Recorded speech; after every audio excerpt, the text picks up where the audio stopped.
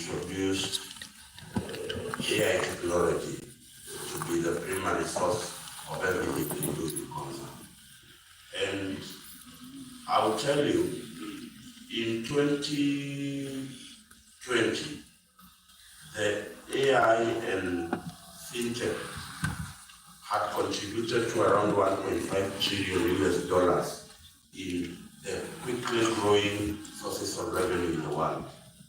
And last year, our department at the United Nations says that technology has increased revenue generation from $1.5 trillion to $9.5 trillion in under 2 years, just by embracing the emerging technology. And that tells you, even the government is serious in making revenue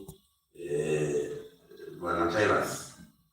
I have the honor of knowing Chief Tailors, and he was just a boy who was reading Brigade at BCA Church. So,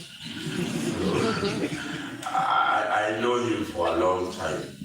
If Nairobi County is going to make money, and it is going, because as much as the county of Nairobi is the biggest revenue collector in the country, if you take revenue and the responsibilities of Nairobi County on the other hand, you still have a very long way to go to meet the needs of the people and the city of Nairobi.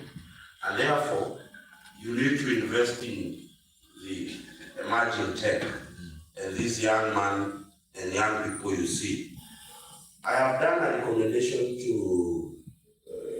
we have what we call SCAP, who is in charge of the government parastatals. And one of the requirements, we have now in Konza updated our smart cities and the ICT department into a tier 2. But you realize that if Konza Titus wants to become the director of the smart cities and ICT in Konza, SCAC, which is in charge of state corporations, requires him to have 15 years experience. My submission is that at 29-30, anybody who is a mind in technology has already almost spent his 50% ability of innovation. So when you hire someone in Nairobi County or in the national government at 30 to come and bring development technology, he will probably give you a repeat or an advance of something that is already innovated. And therefore, one of the challenges I will challenge Nairobi County is that if you want the fintech, if you want AI to be part and parcel of making Nairobi County great, you need to tap into these young men when they are in their 20s, when they are in their 21. Because let's face it, you ask my friend from where I here, I was in their company in Kenya, very young, technology-oriented people are managing their affairs.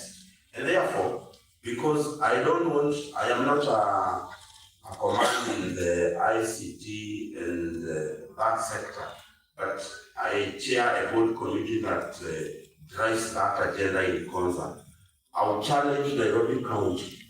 If you want to get the best, if you want to advance this county, please use the minds of these young men and women. Because if you elevate a government department into a tier 2 or tier 1, you are saying that any senior management position in the ICT, we are paying them a salary heading to $1 million shillings. But you are paying somebody a salary heading to $1 million shillings at my age, which is 40, with an already spent, the bigger part of his technological ability is already spent by companies like Safaricom, by companies like Huawei. By the time they get to your government, by the time to get to that position, they are already giving you what is called stale technology. And that is why government still up to date is remaining backward in terms of